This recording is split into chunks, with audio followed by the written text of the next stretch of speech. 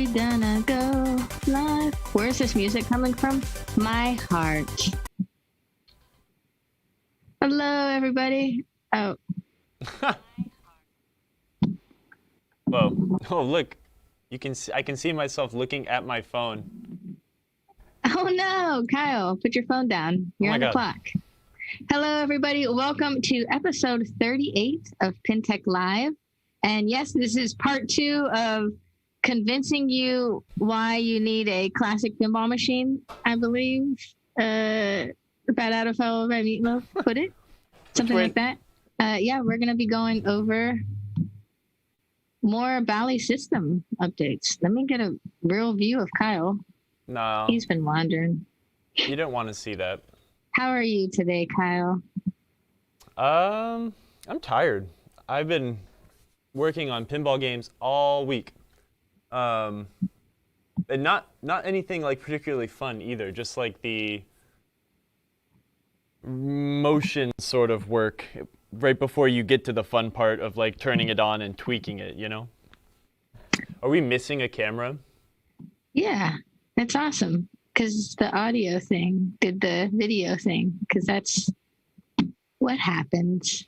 I don't. Emoto and I super close face cam. Yeah, super close face cam. We had a couple troubles getting the stream started today. We had like no trouble impromptu streaming yesterday, but today. Yeah, what happened with that? We just clicked and it was all working, and then now Kyle touched something. I restarted my computer, want this to be you. And all of our settings went all over the place for whatever reason. So I am doing well otherwise, though. How are you, Emoto? I'll make your face huge on the screen. Ugh, just that's terrible. Emphasize, Kyle. I'm doing all right.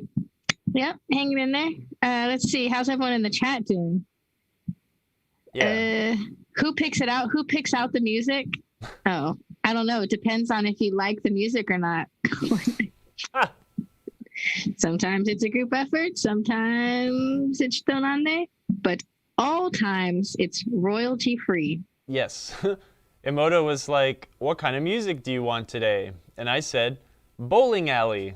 And I guess that's like future bowling alley. Or maybe that's like that weird early 2000s bowling alley. It's the future spa bowling alley. Like when you go to future spa and you're not in the spa place, you get to go play cosmic bowling to the side. And that's the music they play there. Tasty jams. Yeah, right? Yeah, Pin Daddy's ready to make a purchase for a classic Bally. All right. And let's do it. So for those that are here for our free shipping 99 code, are we good, Midge? Both will work. Oh, what a nice guy. The code today is PT-Lazy Lamps. Look, nothing's working now. I thought it was Lazy Lamp. It's Lazy Lamps now. Oh, there's we changed more than it? one. Okay. So it was Lazy Lamp for the one person I gave it to earlier today, and now it's Lazy Lamps because, yes, that's why. Because more than one lamp can be lazy. Yeah, this one's got a bunch of lazy lamps. Yeah, see? Exactly. They're surprisingly bright, though. But yeah, I'm fixing a bunch of games in here right now, and we decided to go live yesterday while I was working away, fixing a bunch of awful Williams computers and driver boards and stuff, like my least favorite thing to do in pinball. But it was fun. Got to talk with some people yesterday. I enjoy reading the chat when I actually can read the chat, so try to do that more often. But today... Thanks for the subscribe, Pin Daddy. And Leaf Carrot says, have you ever thought of making a homebrew, Kyle? Yes, I have. And I have many drawings. I just need to magically gain a lot of time so I could work on it. I guess that's the problem sometimes when your favorite hobby is also your job. Sometimes when you want to not have anything to do with your job, your hobby takes the wayside. But I have many drawings that I really like to do. They're all very classic Bally-esque. If you know me, the two things I like are spinners and inline drop targets, and that's what the game's going to be all about. So. Wow. Do you have a working title? Yeah, Centaur 3, the Reawakening. No, I don't know. No, absolutely not. No smoking Canuck. We do not have any free shipping to international. Unfortunately, it's not in the stars right now, but we hope in the future to be able to get y'all some deals. Yeah, working on it. Now, at least shipping to Canada is not criminally expensive. So we're working on it slowly. Have you ordered from us with our new Canadian shipping rates or not? I know they're like crazy better. We talked about them a couple months ago when we first implemented it. Hello, Daniel. Thanks for joining us. Yeah, Leaf Carrier said Spintar. Spintar. I like that. That sounds better than Centaur 3. Spintar. Or it could be Centaur 3 : Spintar. Centaur 3, the spinner awakening, revive. I don't know. No. Well, Kyle, I want to start learning more about my Bally. So before we get into that, let's knock out our epic product spotlight of the day. Okay. What camera do I need to do it in front of? Like the one that's... Oh, wait. This table rolls so I could go... Wait. It's stuck on a cord. Let me roll the table back. That's pretty magical. I'm going to start the spotlight. Wait. Just kidding. Wrong camera. I'm going to wait for it to come up and then I can see where I'm at. Look at those Data East Simpsons plastics. This is the bee's knees. Beautiful plastic set if you have a Data East. God, why are you so big? I don't know. What are you doing to me? Okay. This is so awkward. Can we choose another camera? This is weird. Check it out. Oh, there you go. Okay, center it a little bit. Yeah, technical difficulties. Literally hot off the presses. We just got these in. These have not been available for forever. If you guys own any Data East games, and maybe it's not like the nicest Data East game, they were really into putting flashers behind everything. And there is a problem with flashers in old games. Sometimes they get locked on and things start to burn. And I've seen a lot of Data East Simpsons with burnt plastics and cracked plastics and crummy plastics, and now you don't have to worry about that anymore because they all exist. Let's see them. Let's see them close up. What's I'm up? Ready. Almost. I wish I had the originals to go off of, but they are, the older Data East ones are, sometimes they're difficult to do. Focus. And get them to look right with the way that the artwork was printed. Look at that, Lisa Simpson. There we go. Nice and clear. Yeah. Hold up some different ones. I don't know. If you guys don't know, I actually focus the cameras for Kyle. She does all of the work. I just sit here and talk. It takes a second to get in focus. Like the autofocus just does not work with these. But I'm like working with a slider. Those are nice. Yeah. No, it's these are nice. I am going to install them on our Data East Simpsons back here, and it'll be a real handsome looking game. Yeah, get them now if you have one. Why not? It is hard to. It has been hard to find a lot of the plastics for these older Data East games. I have no idea how many pieces of plastic are in this game, but it's a lot, and this will do the whole set. I believe we also have all of the decals coming soon as well. So not just the decals for like the apron and the drop targets, etc., but we'll have the decals for the ramps as well. So there are so many plastics in this set. That's boring. Nice. That one's funny, but... What are the really big ones? The really big one? No, I like this one. Bad Hell, thank you. It's been... Look, you got always very pleased with our plastic sets. And it's a good reminder to say that a lot of times our plastic sets, I wasn't ready for that one, they have little protective film over it when we ship them. So make sure that you take those off. Yeah, the ink side will always have a protective. Actually, I think both sides have a protective film, but the ink side of most plastics will have a protective film too. So this one is just white. There's no protective film on it. So yeah, I was like, what's going on there? So yeah, get your Simpsons plastics. Awesome. Good for you. Yeah, you guys did a great job on that. Excited to put that game back together. There's nothing worse than broken plastics. There's a lot of things worse than broken plastics on a pinball machine, but there's nothing like, oh, you want your plastics to be nice.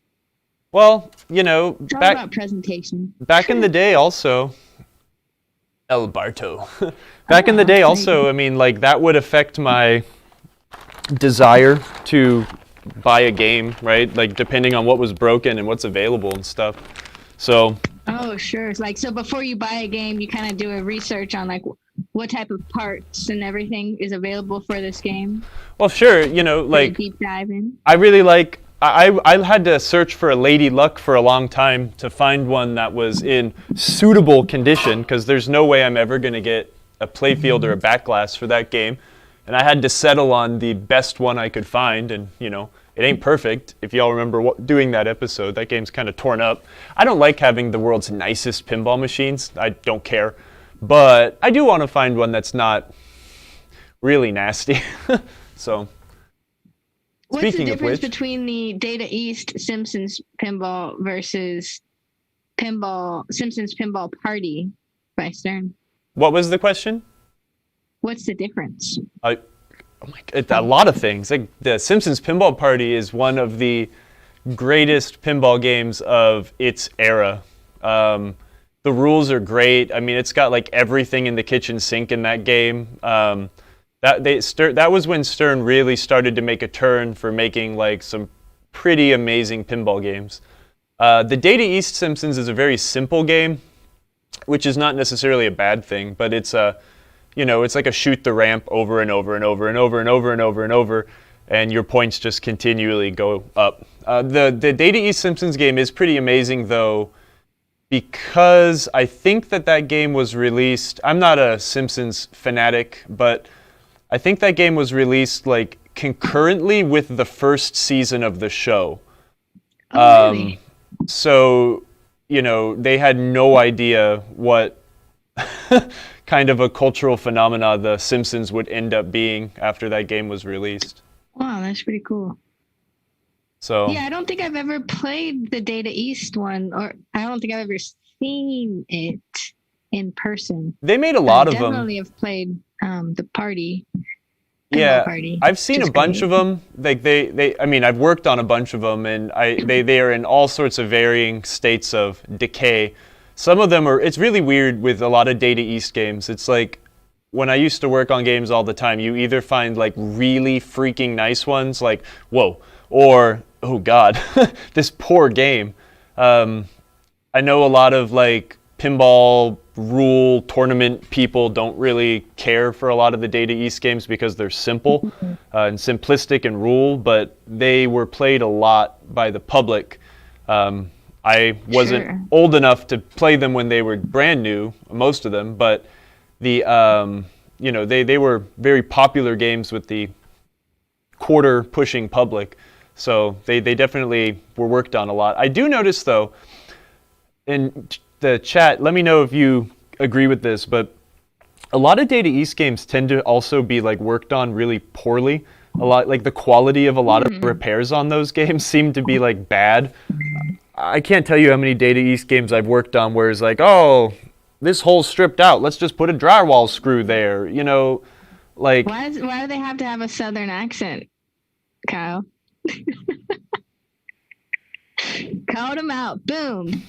We love our southern accents. Just because we got a twang, I can't answer that. doesn't mean we don't know how to repair. I had to use an accent. I could just use my California accent, which apparently is just the void. Bro, what's going on with this machine? It's like totally not tubular. What's up, man? Why is this broken? Let's just put a drywall screw there, man. Yeah, it'll be fine, bro. I don't know if anyone else has noticed that before, but I've seen some like insane hacks. I don't know, maybe there are also games that went into homes sooner, and you know, someone had to learn how to fix them and just decided to throw drywall screws everywhere. I don't know why that's my go-to, but those images are burned into my brain. Hammy of FPF says someone needs to make the dilithium crystal plastic for the Data East Star Trek. That's like down your alley, Kyle. Send me one. You're such a big Trekkie. That's the one Well, there's 4 Star Trek games, and I've never owned 2 of them. The new one, Stern Trek, and the Data East 25th anniversary. Yeah. That's like my favorite Data East game of all time. I want it so bad. I've never been able to find a good one. If you have a good set of Star Trek plastic, send them to me. I'll make something happen. Nice. Yeah. Vernicius is like, and you call yourself a fan. It's my favorite Star Trek. It's just the funnest one. I don't know why. I think it's the funnest. I mean, Next Generation is the best. It has the best choreography, but it's just, I love the 25th anniversary one. The cool hologram effect with the transporter in the back is so rad. Yeah. It gets me every time. Yeah. Oh, yeah. Bad Out of Hell says, I've seen more Reimport Data East games than any other manufacturer, and those are the ones that are usually totally whack. Yeah, I mean, most Reimport games are trashed. I mean, that's just... This is what we were talking about last week with David Volansky talking about the chimes, and they would cut... A lot of times you couldn't have some chimes and knockers over there, so they would actually cut the wires to that. Sure, yeah. Right? Yeah, well, but it was really common in the early 2000s to get the European market. They didn't care about the pinball games anymore, or certain places, but it was really common for people to buy shipping containers full of pinball games. So that is why there is such a massive, there are a huge amount of European reimport games in the United States. Is just from the late 90s to the mid 2000s, 2010, people were just buying games by the container load, right? And they were very cheap. They were beat to the last inch of their possible lifespan, and then they sold them for top dollar to people here. So, yeah, European reimport games can be a mixed bag. Usually they are not. Usually they're cobbled together pretty hard, right? There's the parts distribution channels there were a lot worse. And not only that, but getting correct hardware, right? The rest of the world works on the amazing metric system, but here we have to make things difficult. So in Europe, it's a lot harder to find standard size parts. I've seen all sorts of weird stuff. Again, you do see a lot of wood screws, right? Even electronics. I worked on a Data East Star Wars from Hungary, I think. I know that just because it said it on the back, but like on some boards they have these like resistor packs that are like 9 little resistors and one like solid. Actually, I have one here. Show and tell. Show and tell. Oh. So you've got these like resistor packs, right? And these will go in places, right? Whatever. I'm not an electronics engineer. But it's really funny. I have a Data East, board, and someone has like 9 resistors, like all plugged into the board straight up and down, and then they tied all the ends together to make their own. So I really appreciate the ingenuity of some of these repairs when you can't get the right parts. How do you spot a European reimport game? The 2 easiest ways are the coin door, and you can read the information sticker on the back. The European games are set to work on 230 volts, and they will say that. Especially, like we're talking like WPC era games, right? On the back, it'll say country, USA or export, and then it will say how many volts it's set to run on. The European reimport games never have service outlets on the inside. They have a little cover over them instead of having like the 3-prong plug. The coin door is the easiest. Most European games had a 3-slot coin door. I have one over there. I won't go get it, but the other one that you see a lot is the single coin door, which I think was mostly used in Great Britain. They're pretty neat. They have a learning coin mech in them. So, most European countries also have many different denominations of coin. So, like, the Great Britain one was really neat because you could put in, 5 pence, 10 pence, a pound, a 2-pound coin, a 5-pound coin. I don't know if that exists, but they would all go into the same coin rejector, and it would learn. You would be like, okay, this is a 5 pence, and you put it in 5 times. Okay, this size is this coin, this amount. They're really neat, and that's a single entry coin door. You could have so many options. Yeah, because I guess in the UK they had multiple 5, 10, 20, 50, and 1-pound coins. I don't know. So I like the German ones with the Deutschmark, the 1, 5, 10, I don't know. They're neat. Yeah, but Daniel said in Croatia, most of the pinball machines were imported from Germany in the 90s. It's pretty cool. In Canada, you can use the loonie and the toonie. The toonie. It's the $2 coin. In Canada, the loonie is a $1 coin, and it has a loon on it. And then I don't remember what the $2 has, but you just call it the toonie because it's funny. I don't know. Canadian humor, it's great. Oh, DeWisp has a Data East Star Wars from Hungary, too. Oh, neat. I don't think I own any European Reimport games. I had a...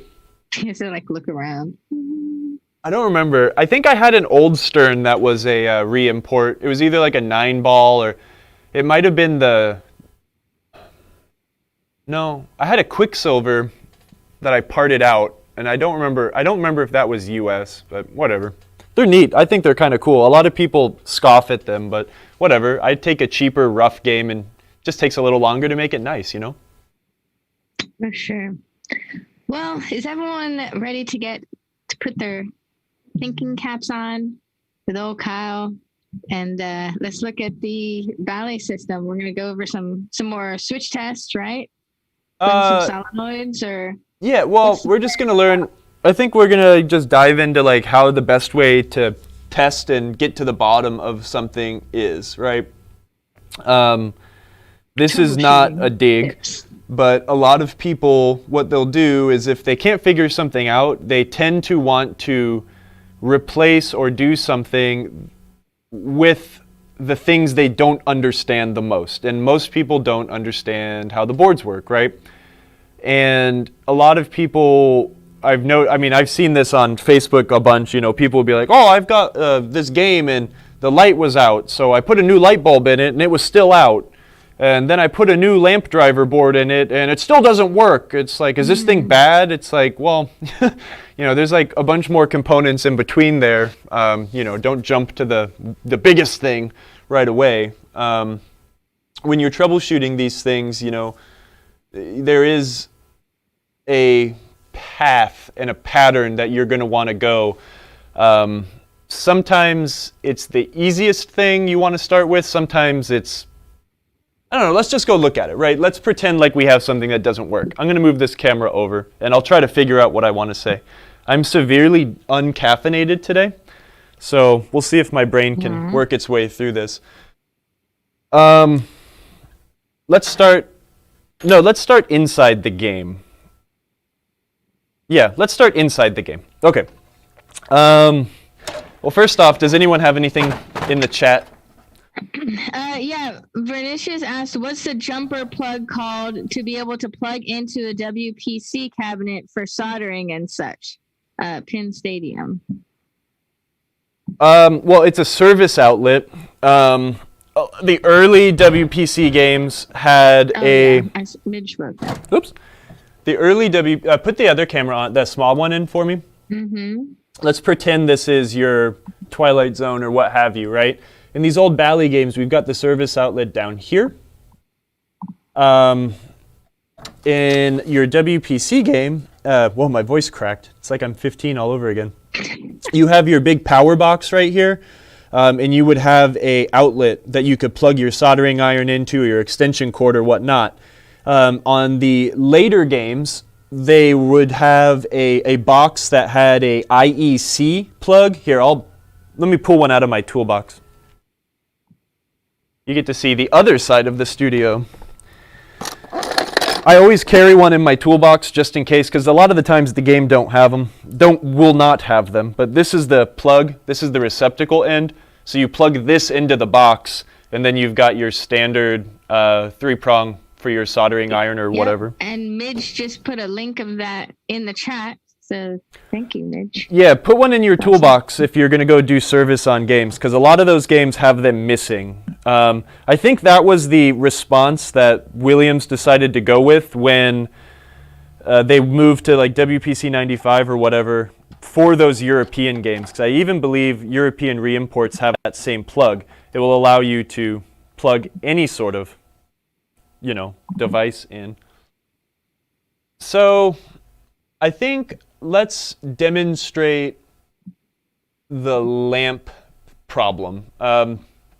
I think I mentioned this last time, but these old Bally games are notorious for having lamp issues. Lamp issues generally will be, you could simplify it down to just having a crappy socket. These sockets they used just did not end up holding up well over, what? How old is this game? 40 years. The Williams games tend to hold up better, but this does not, they can definitely, you can use some of the same troubleshooting for some of your old games. But let's look at like the basic circuit, right? So we've got a lot of controlled lamps here. In this game, all of these lamps underneath the, like the bowling pin, shape. Gosh, my English today is great. Those are all controlled lamps. We do have a lot of general illumination. General illumination is here. The way you can tell the general illumination from your controlled lamps is like probably the easiest way is to put it in lamp test, right? So we'll push the test button once, and now all of the controlled lamps should be flashing. Looking at it though, we do have a lot that aren't flashing, right? All these guys are working. All these guys are being pulsed. We've got a dead one here, a dead one here. That one's dead, that one's dead. Looks like almost all of those ones there are dead. So, there are steps we should take, right, to figure out what's going on here. Let's look at the equipment also. So we have a lamp socket with a light bulb, and we have a single tab socket. We also have this wire here, which is soldered to the base of all of these lamp sockets, right? Yeah. So this is what we're going to call our feature lamp bus. The way Bally did this is they ran your feature lamp voltage. This strand is fed by these two 18 gauge looking these blue wires, right? So you've got this one strand of wire that carries that voltage to all of these lamps. It comes up, down, around, and then it terminates there. And we've also got a voltage feed wire here, right? So that's one string of those controlled lamps. Let's find another string. IndiePin says, isn't that a ground bus? It's not. So the way that Bally does this is all of these lamps always have voltage running to them. What is controlled is the ground. You have SCRs on your lamp driver board in the back of the game that introduce ground to all of these lights, and that is what turns them on. So the game is not switching the voltage on and off, it's giving it a path to ground. So let's use a light as an example, right? I'm going to collect some parts. I'm going to set this down. I need to get a light bulb, and we'll kind of go through multiple ways of testing this. Now you get to look at some strange angle. Thank you. Light socket for stand. Here is a 44 bulb. Sometimes I like to use an LED for testing purposes just because they are bright and they really have no chance of being dead, really. But let's use this guy for example, for an example. See how loosey that is? No, you gotta. Yeah, there you go. This guy's kind of loosey-goosey. You can see some dust. You've got some dirt, electronics, nastiness going on. So the first thing we could do, right, the easiest way to figure out why this lamp socket isn't working is let's remove the light bulb. It just started working. So we know this bulb is good now, right? For giggles, let's put the new bulb in there. Okay, so this one has a lazy lamp socket. Let me tell you how I know this. We wiggled the bulb and it started working. The way that these lamp sockets are also constructed, right? Let's, I need to look at the computer. Wait, go back here. Yeah, right, so we know we've got voltage here, and see where this wire, or this, the bracket, it butts up straight to the barrel, right? We've got this wire here that is attached to this tab, and that tab is it's attached to the pin, right? So when we look at the inside, I'm gonna grab an empty light socket. Let me bend over and go my parts box.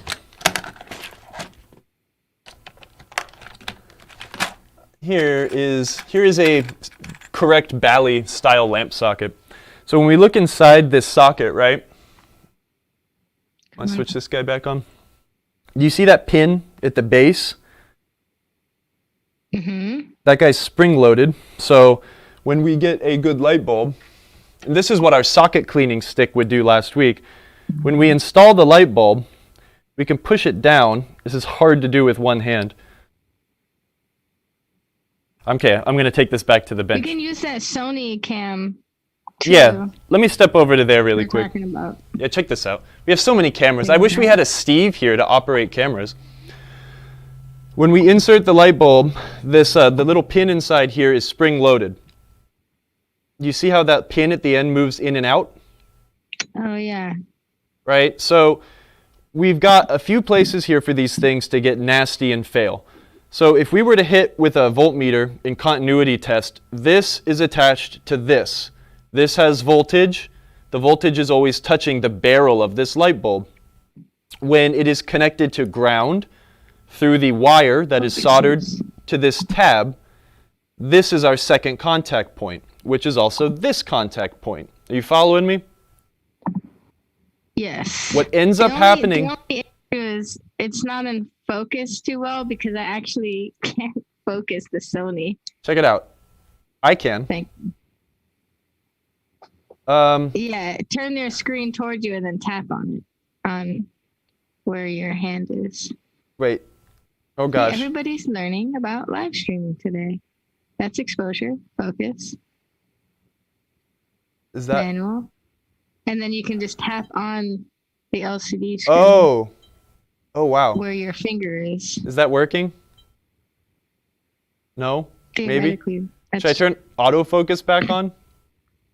Yeah, Nolan, you're getting the behind the scenes. You can try autofocus. Let's just give it a shot. Otherwise, I'd have you go to the other camera, and then I can focus it. This is the problem. Emoto's the camera wizard, and she is remote producing because she's amazing. Anyways, right, we need, where was I? What basically happens, right, is this, what holds this tab in starts to become loose. This tab, which has the path to ground, which will eventually light the light bulb, is loosey-goosey, doesn't make good connection to this pin, your light bulb doesn't light. The other thing is a bunch of crap and dust and stuff will build up between this connection and this pin, and that is where lazy lamp sockets come from, right? We don't like lazy lamp sockets. I do not give lazy lamp sockets many chances anymore. These are a pain to change, right? It is not fun, if you've ever done this before, to come in and change a lamp socket. But in the end of the day, you're going to have much better results with your Bally games once you do.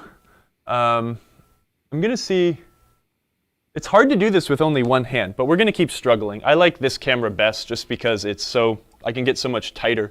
I know, I like it too. I wish it just had image stabilization. Then we'd be like, set. Not getting sick. You can see, like, look at, this one's kind of lighting a teeny bit dimmer. I'm going to try to see if I can screw it up, but look how easy this is to spin, right? So when you're trying to clean these sockets, what I recommend, and you're trying to get them to come back to life, you're going to give it a chance to be a workable lamp socket. What I like to do is you try to independently rotate this guy and the barrel. And what that will do is it will start breaking away some of the crud that might be built up between here and the barrel or here in that spring. The socket cleaning stick here does an excellent job. It's grippy on the end. It cleans the inside of the barrel. It will allow you to spin this pin, and that will break a lot of the crap away and make these things start working. You can kind of do this with one hand. I do recommend, again, this is something that you kind of need to do with the power on, but you also need to be careful what you're touching, so be careful. I don't like this. Even though it's working, this won't work forever since it is so loosey-goosey. A lot of these are that way. This game is going to require a good amount of, whatchamacallit, replacements of sockets. But see how I'm able to get some of these guys to come alive just by twisting the sockets?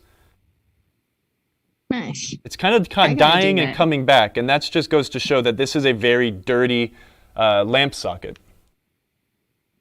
A lot of these guys are just coming to life with a little twisting, but as you can see, I mean, look at, it doesn't take much. This guy's super loose. If I pull it, it just wants to die. This is a real common thing on these Bally games, and like I said, I don't give these things a lot of chances. If they... Oh, he's not lighting up. Yeah, this guy's not lighting up. Okay, so this is where I would go in, and we'd try pushing it in on the spring. That's not working. Okay, let's take the bulb out. I've got some LEDs in the cache box. Let's just throw an LED in there, because we know that'll light, right? Okay. Okay, so check it out. It is lighting a little bit. I don't know if that's coming through on the camera. No, we can't see it. It looks dead. It's barely flickering. That's... So it's dirty lamp socket? Well, that's what we're about to find out. This one's goofy. Let's not use an LED, actually, because LEDs can give us mixed signals in this system. Let's use a real incandescent. These games are notorious for flickering. I was hoping it was just going to light. Can you tilt up a little bit? Yeah, sorry, I'm trying to get my hand in now. Oh, okay. No, it's it working. Worked. That was a lazy socket. Let's just keep going down, and then I'm hoping I can find one where it is a little bit more ambiguous, and we need to try the next test. That one needs some help. This one's coming back. But here's the thing, right, is this is going to fix them now. I'm going to turn this game off over the weekend, and we're probably going to have almost all of these same sockets give us problems again. Oh, no. So then what do you do? We would replace them. The thing is, though, the entire socket. Replacing sockets is extremely time-consuming. So I don't recommend just coming in here and deciding to change all of your sockets right away. That one was a dead light bulb. That does happen. Oh, cool. It worked. Let's pretend like I kind of want to find one. Let's keep exploring. Does anyone have any questions about what's going on? We do have a question from Indie Racing Net on YouTube. Says, do you recommend using just old incandescent or barrel LEDs? I have an 8-ball champ that has a socket issue like the one you just highlighted. Well, so the difference with the 8-ball champ, 8-ball champ uses, I think, if I remember right, doesn't 8-ball champ use mostly wedge-based lamps? It uses the 555 light bulb. Look at that guy. It works when we bend it this way, but when we get it in position, it's not as inclined to work. This one I would probably hit with the socket cleaning stick once or twice and see if we can get it to come alive. But yeah. So with the socket cleaning stick, I need to turn off my pinball machine before sticking that in there, right? No, I mean, again, these are things that you do this if you're comfortable enough poking your hand around in a pinball machine that's on, right? But well, I mean, but moving it around like that makes sense to me, but actually like sticking something physically into that socket. They're not conductive, so it won't short anything it's out. Rubbery, right? What? I'm sorry. Say that one more time. It's rubbery. Yeah, it's rubbery and slightly abrasive. Okay. So this one's kind of coming back to life. Normally what I'd be doing here if I had a free hand, I would also have some like blue painter's tape, and I'd start marking the sockets that are lazy, and I would mark them for possible replacement. This guy's super loose. Cool. Yeah, Indie Racing Nut says, yes, it does. For you, those asking if they're wedge-based. Yeah, so that's the thing. I'm trying to find a socket in here that's busted because I want to find one that could be a potential SCR issue. The SCR, look at this guy. He doesn't want to be on anymore. The SCR is the device that's a silicon-controlled rectifier. That is what Bally uses to drive the lamps on and off. They are not on a lamp matrix like the Williams games are. It uses an individual little component to drive and turn on each and every one of these lamps. And when they fail, that is just a component replacement issue. And your 8-ball champ could be that way. What I want to do is I want to give the example. Gosh, all of these are working. This game is like really throwing me for a loop here. I was expecting so many to have many more problems. But let me show something else, right? Like, okay, let's say that the bulb was bad, you replaced it. And it still doesn't work. Okay, you twisted the socket, you did everything, it still didn't work. What's the next step? Well, let's see, we have to try and see if it is the SCR. So what we're going to do is we're going to provide a path to ground, right? Let me show you what I mean. I have a long alligator wire clip guy here. I'm going to attach one end to a ground point. In this game, we have a ground strap here. I don't know if this is light enough to see. Yeah, we can see it.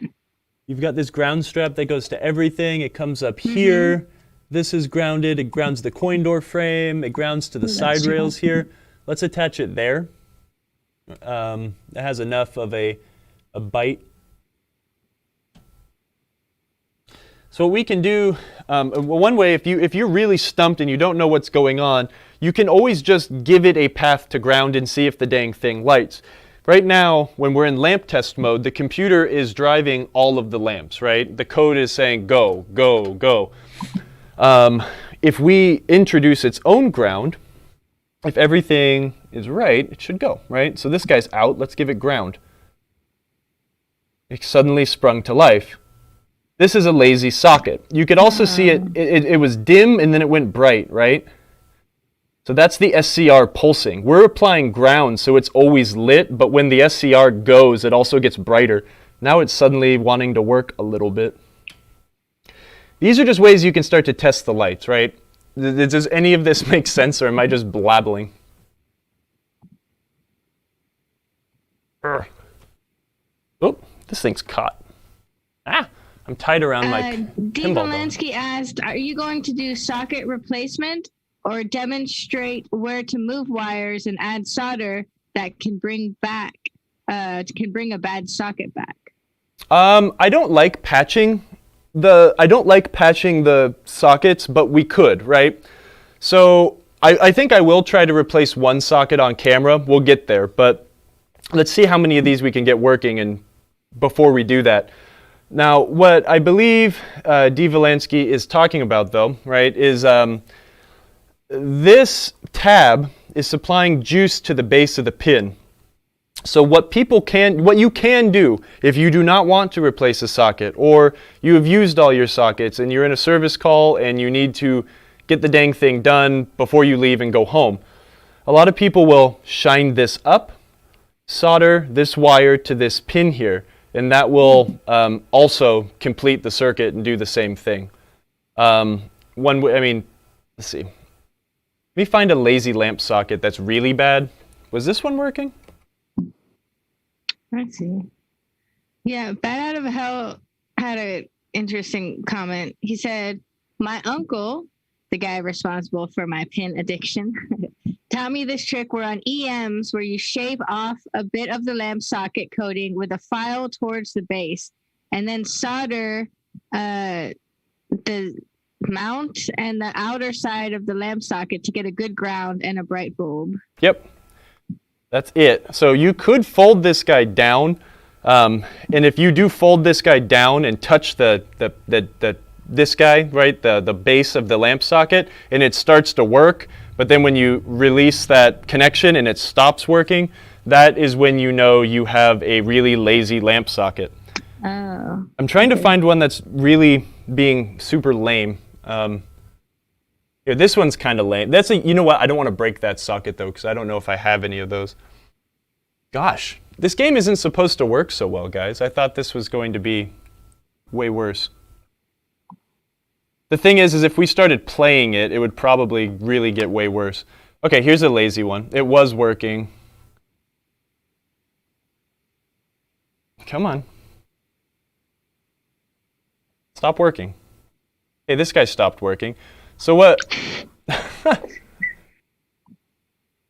me see. If I fold this guy over and touch, it's not doing anything. This one could be a bad bulb, or the connection between the barrel and the base could be bad.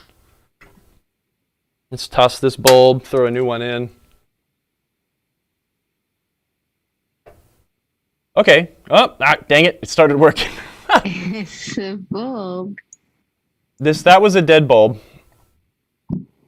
IndiePin asks, is that voltage bus common, or on some machines do they use a ground bus? On Bally games, they're all set up this way. Every single Bally game uses a feature lamp bus and a GI bus. You need to be very careful when swapping playfields. People would swap playfields and bring them in to be repaired all the time because they would screw this up.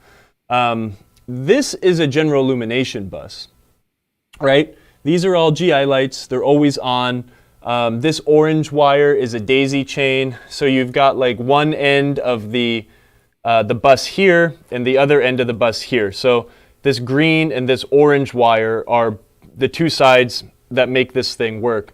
But when people swap playfields, right, you need to rerun these buses, and people will get them caught, or they'll make them very loose, and they will touch other things and create shorts. That is the most common issue with Bally playfield swaps. But yeah, no, the way Bally did it, yeah, there definitely could be ground buses in some applications, but in this application, this is a voltage bus. He said Gottlieb seems to use a ground bus with the control line activated. That might be right. I don't know the Gottlieb stuff off the back of my, or like as well as I know the Bally stuff, so I don't want to say anything wrong. Let me find my wire here without shorting things out. But I guess, right, like this is how I would troubleshoot a lamp, right? We have lamps that aren't working. We go through, we twist, we see which ones are working, we get them all to come to life. Great. We would mark which ones have a lazy socket, and we would let the game sit till we come to the shop the next day, or we play a few games, and we will come back and try to find which ones are or are not working. And then we would need to replace as necessary. But like I said, you could also have a bad SCR. That is possible. We will go in the back box and I will show you. But the best way to use this ground wire trick, right, is if you have voltage and other lights are working, you know you have your voltage, right? And you hook this guy up to one of these lamp sockets and it starts to shine, that means you probably have a bad SCR. If this thing starts working once you hook up juice to it, that means that you have voltage. One thumb up, right? You've got a socket that can transmit this voltage to the bulb and then through this wire to ground. If this bulb lights up, that means all of this is okay. Generally, that is when you would move to the back and figure out if you have a blown SCR. Look at that. This is actually kind of neat. So here we go, right? We're providing ground. This bulb isn't working. This is probably a dead bulb. Nope, it was just pretty lazy. I went in there and I started wiggling it and it came to life. So like you can see, right? Like there are so many lazy sockets in here. Sometimes just wiggling them to life can work. Sometimes you need to go further. So let's explore the lamp board really quick and we'll look at the schematic. So just in case you are watching this and trying to figure out what you need to do. Yeah, what's that? Does this apply to EMs as well? No. Well, yes, sort of. I'm gonna say no. Let's make sure this actually sticks only with Bally solid state stuff. You could use this method, right, if you knew where the voltage was coming from, and to ground your socket to check for a bad socket that way. A lot of EMs will run lamps through like relays, and you might need to have a certain combination of things closed for them to work. So I don't want to get into that now, but let's jump to the back box. Another question we had from Wildman: if I wanted to test the socket, could I just hook one end to ground and then the other end to the bottom of the socket? Well, that's what we were just doing, right? We were hooking. What camera is? Just doing, Wildman. This camera. Okay, so what we were doing, right, is we had voltages hooked up here. We were attaching ground to here with the light bulb here, and it would light up. That's how the Bally system works. You have voltage running to the socket through its base where it is soldered on. Here, let me get my voltmeter and I'll show you too, right? Maybe it'll make sense if you can see like where the continuity runs from as well. Maybe this is getting very abstract.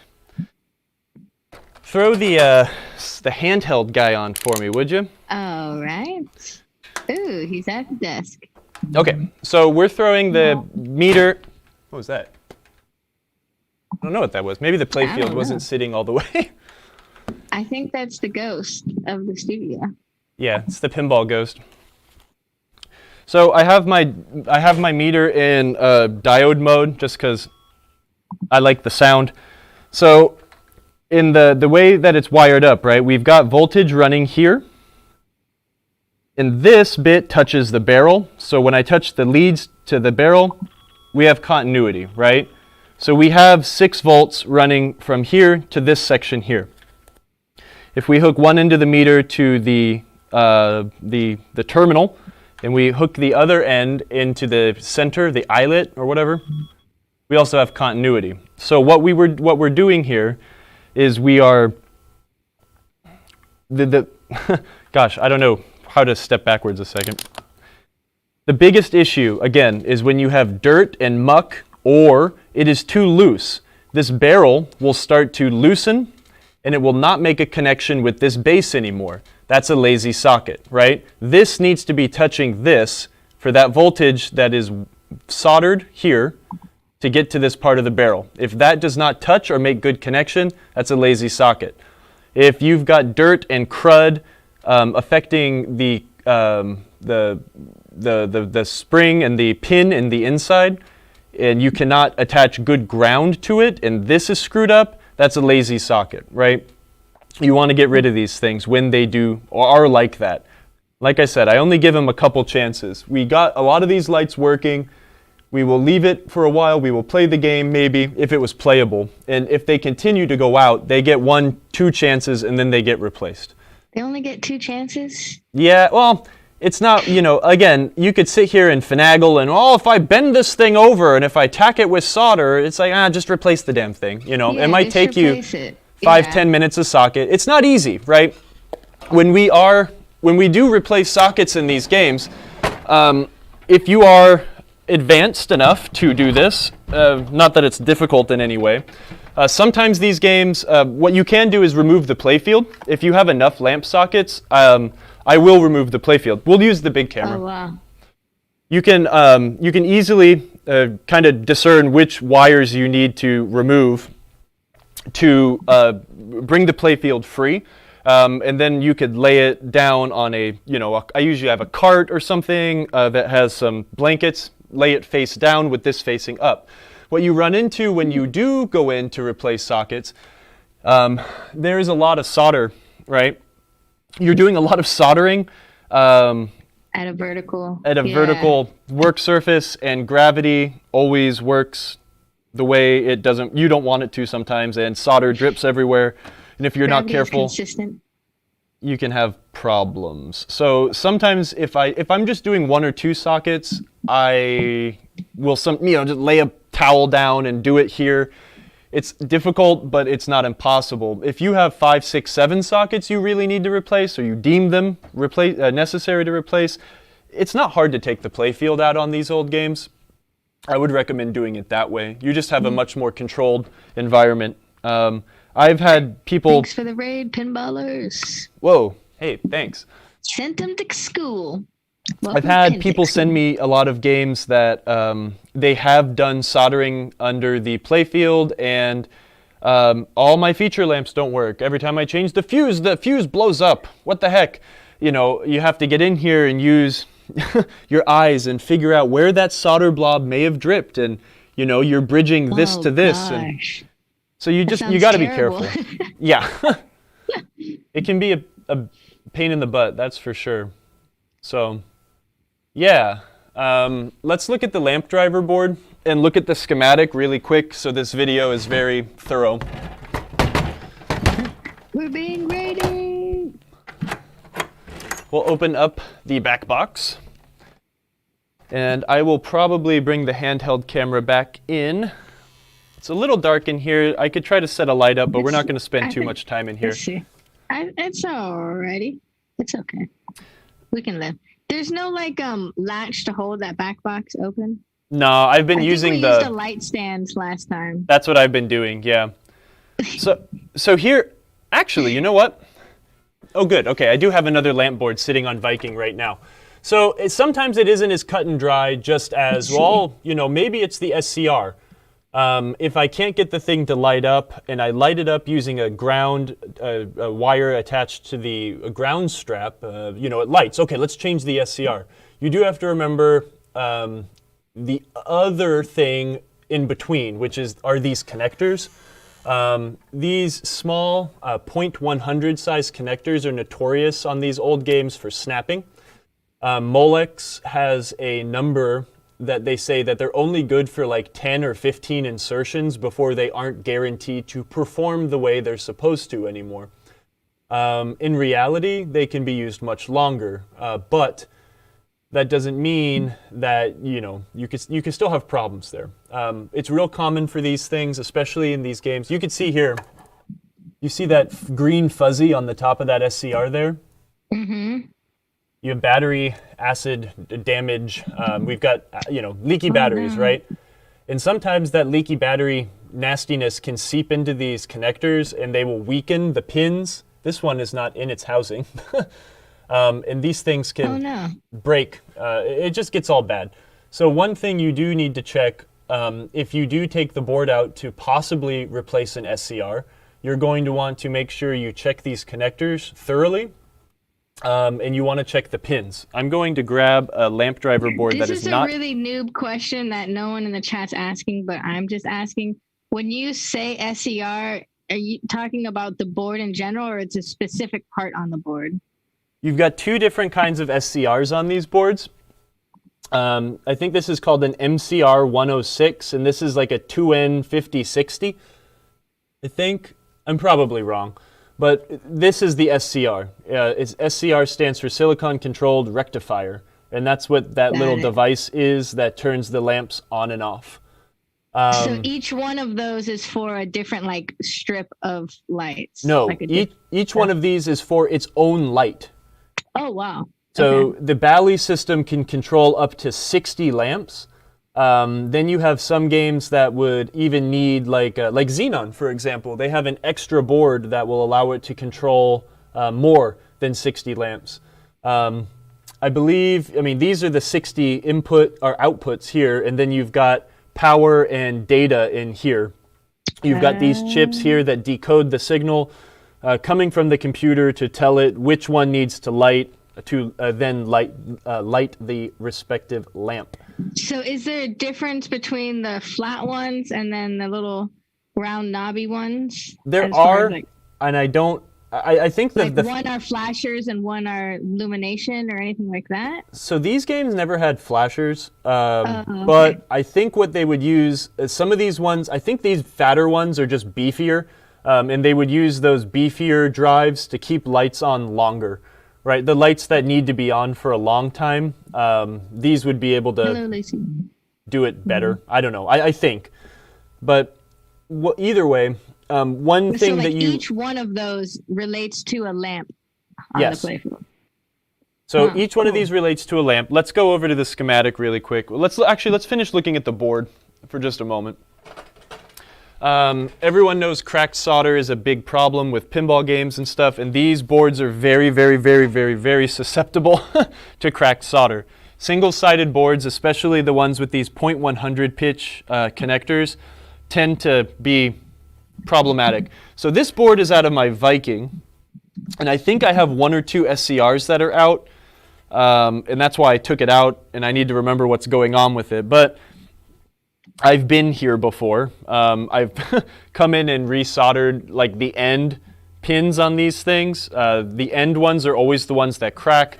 I think that's because of the stress of the way people will rock the connectors off. It'll bend these pins left and right and cause them to snap underneath. So again, once you've deemed, okay, the light bulb's good. And the socket is good. I've grounded them, and the light bulb turns on. But the computer cannot drive the lamp. That's when you need to start moving back here to look at this fella. You want to, when you take this guy out, you're going to want to address the connector, right? That is part of the harness. And then you're also going to want to address these guys here. They will most likely have cracked connections. Like, it's just kind of a thing. You need to repair these guys. I don't recommend using a solder sucker, like a manual solder pump on these boards, like this guy. These guys can be a little too rough.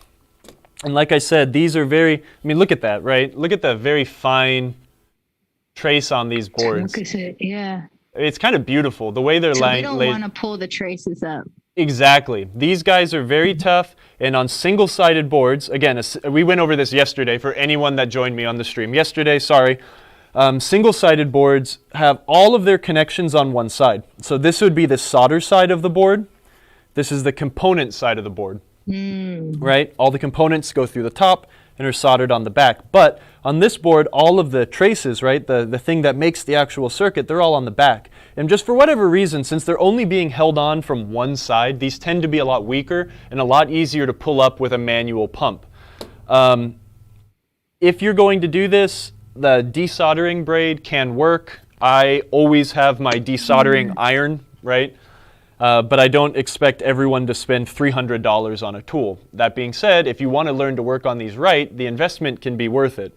It makes doing this a breeze. Where was I? The connector. I see a lot of people on the repair groups and stuff also being like, well, I'm having a problem, and I did this, and I repinned all the connectors, but I still have problems.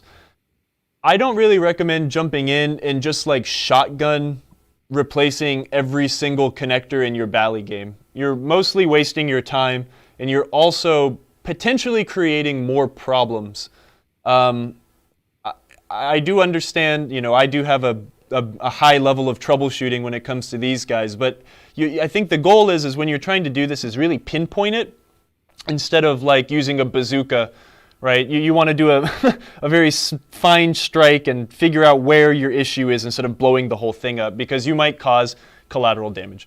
That being said, the connectors in these old games, the Bally games, they didn't use insulation displacement connectors, which is maybe one of the reasons I love these things so much, because I hate IDC connectors so much.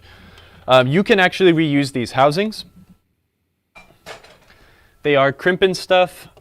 These are just signals from the SCRs out to the lamps, so I can unplug this while the game is on, and it won't cause any issue. But you could reuse these housings. There's nothing wrong with that, unless they're damaged, right? What I will do once we start moving back to the boards in the back to make sure that these connectors are good, and this is just a quick way to do it without really getting in there. Get a light, a really strong light, shine it in to this connector, and what you should see, or shine it into the back, right? Just have light somewhere. If these pins are good, you should not be able to see through the connector, right? The pin should be blocking the entire window, if that makes sense. Yeah. Your header pins go through here, and when they go through there, it depresses a little pin that's like it's kind of spring-loaded, right? And it will make a connection like that. So once you remove the pin, this thing should come back up, thus blocking the window when you look through that housing. If you do not have a pin that's blocking the housing, it's either broken or it's permanently compressed. If that's not making connection to this header, you're not going to have a light. Or this will not be able to drive the light, right? You have no connection. It is common, since these things are so small, they're made out of such a thin gauge of steel that they can just crack, right? Let me go grab one so you can see what I'm talking about. It makes a lot of sense. Are we following along here? Is this getting crazy? Yeah, no, this is awesome. Zap Brannigan spent, did I say that right? Spent $300, bought a cheap one first. It died right away. Then bought the Hako FR301, and now I'm happy. Yeah. Wanna suck?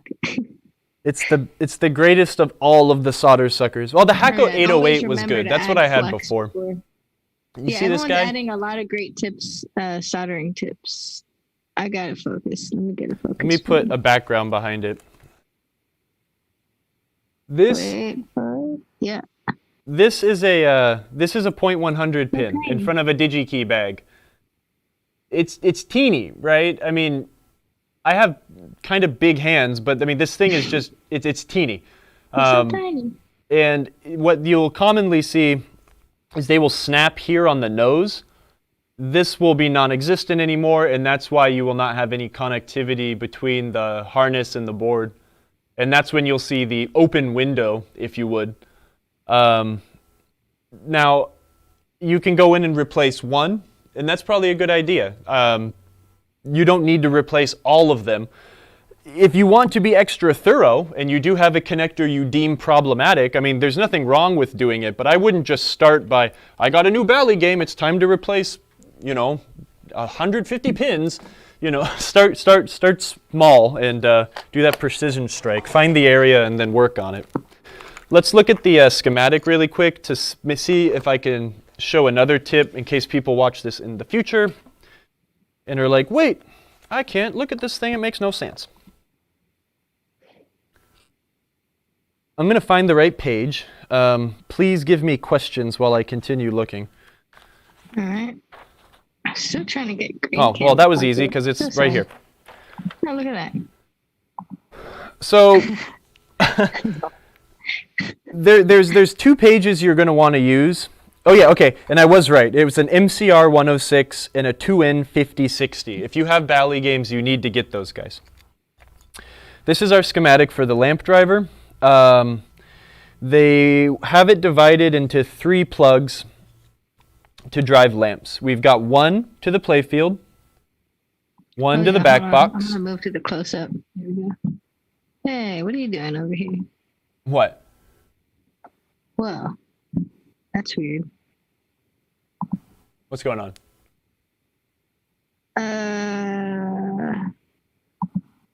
Oh, there we go. I just was going to the close-up screen. Oh. All right. And we have another pin that goes to the playfield, right?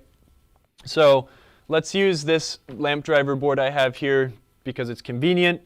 J1 in Bally land, J1. I think in a lot of electronics, J1 is a position, right? So that's J1 is a connector, J2, J3, J4 is your data that comes through as well as voltage to run the electronics. So we can look at the board. We've got J1 here, J3 here, J2 here, and J4 here. So these 3 run the lamps, right? Let's put this away for a second. The way that they have it written on this schematic now, and I also want to say to not trust this 100%. Let me double check I'm right here. One sec. Yeah. Don't always trust these things, right? These were done by humans, not computers, and humans make mistakes. So I don't remember which schematics are actually wrong, but there have been times when I have gone through and tried to, replace R, and I know the SCR is bad. I'm like, oh, okay, R, that's Q8. Okay, I replaced Q8 and it doesn't work. And someone fat-fingered something on this schematic. There are 2 pages, but the way you can read this guy is if we needed to change bonus 2K, right? It's on connector J1. It is position 1 on that connector. We can then follow position 1's line back to Q29. And that is the SCR that you'd want to change. Right? So Q29, they're all marked. Right there. It is. You can follow the path. Sometimes I'll do this if I don't have a schematic. You can follow wire colors, right? Let's try doing that on another page. That's the solenoid driver board, display, rectifier board. Ah, yes, my favorite page in the Bally manual, because I'm a giant nerd. Lamp driver. So let's use J1 bonus 2K as an example, right? Okay, so J1. Can you go up a little bit higher? Yeah, I'm sorry. J1 position 1 bonus 2K, right? So what this is showing is that this is where this goes to. This is the overall wiring diagram of your pinball game. So J1 position 1 lights bonus 2K. But what's that? We went over this once. This is the wire color. Bally has a color code for all their wires. 4-1 is going to be green and red. So we can go down here, use the wire color code, 4-1, green, red. Right? So your number here is the position in that connector, 1 out of 28. This number here is the wire color. So let's go over back to strikes and spares. We're going to look at J1. I'm going to yank it out of the board. I'm going to switch. Just turn it off.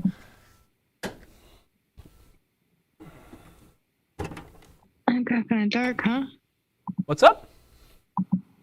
I was adjusting the brightness. Oh, here. No, let me just move a light. I mean, we're going to have to close this again, but it's dumb for me not to just make it as bright as possible. Oh, my. Oh, my. There we go. A little bit of light. Oh, gosh. I'm screwing up. Oh, that Lacey. Dang. What's up, Lacey? Lacey is Bang Back Pinball Lounge's best pinball influencer. Ooh. Best influencer of all of Colombia, in fact. Oh, man. Check out our TikTok. I thought that was us. We've been outmatched. Yes. So here's J1. There's no match to her.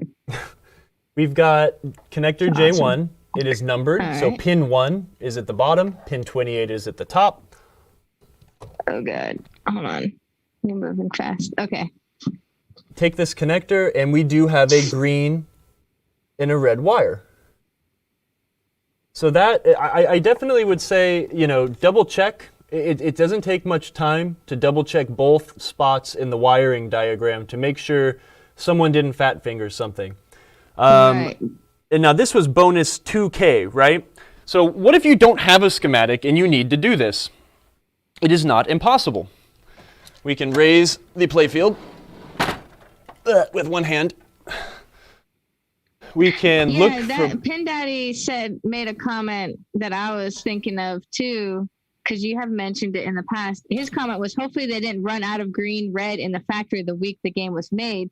But you've always mentioned too, sometimes people rewire and they don't match the wire to the actual manual. So what you're showing us right now is going to help if that is a...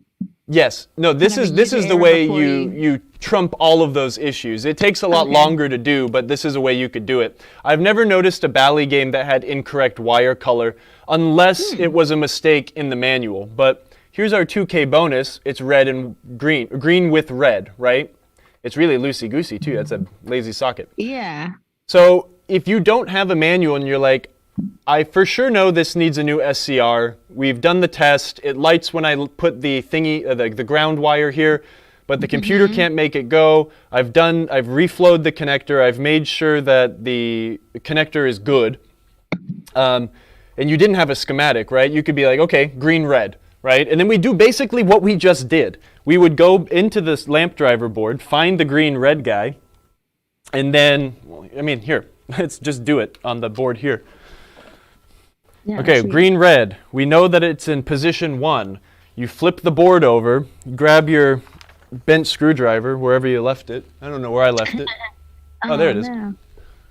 You get your little screwdriver, and you concentrate really, really hard, and you look at pin 1, and you watch where this trace goes, and you follow it, and you follow it, and you follow it to where it ends up. These are all shaped like a little triangle. So this is the SCR that is going to be 1, 2, 3. It's the 4th one over from the right side. 1, 2, 3, 4. That's Q29. So there are a few ways you can tackle it. Some with information, some ways if you don't have information. Does that make sense? Is this boring? Yeah, no, it doesn't. I mean, I'm able to follow along, so that should say something. That's great. Let's see, in the chat, I don't know, we were asking, this is a slightly, where did it go? Where did it go? While we do this, I'm going to put the playfield down. Asking for cost.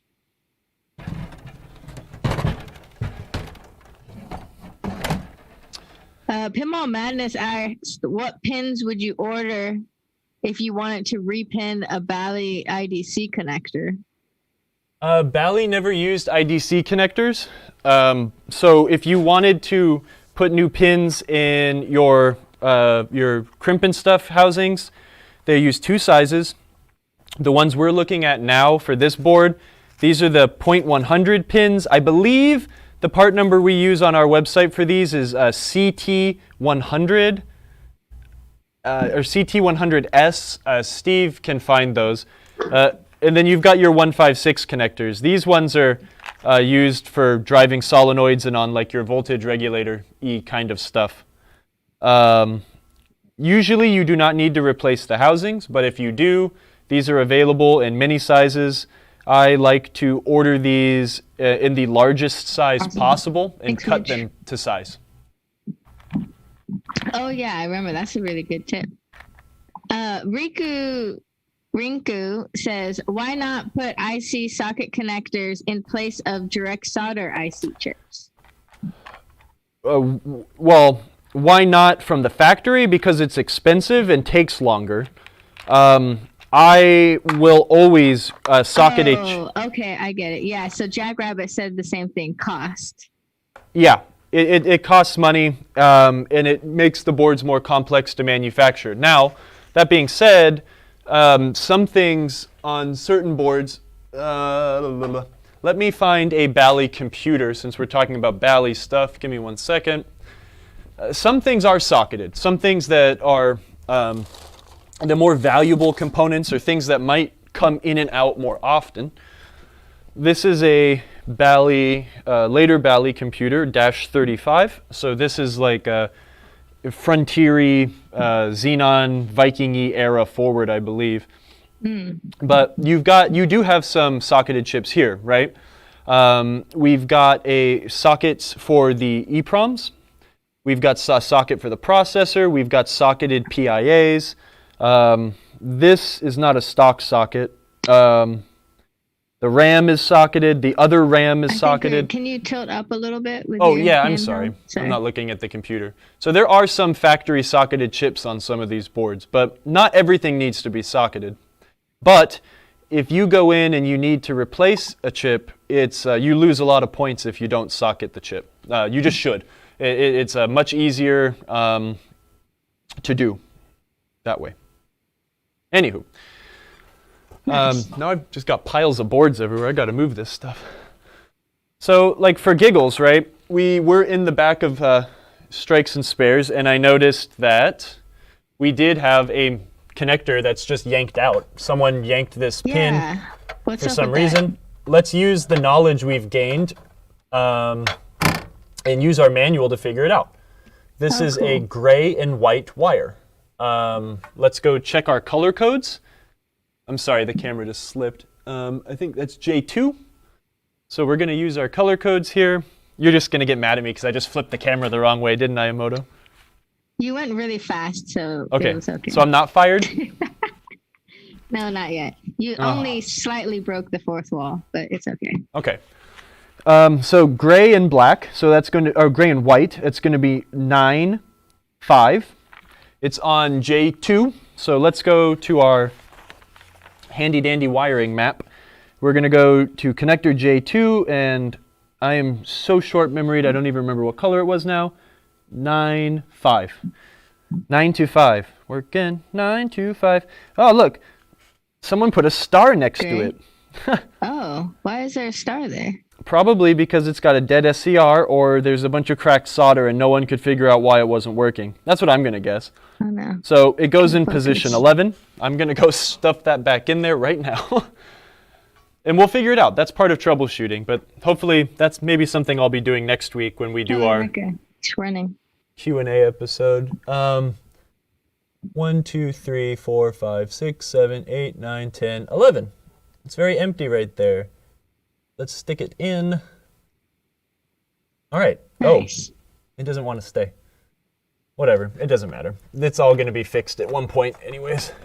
The worst it can do is... if you wanted to fix it, you would install a new crimp terminal to it?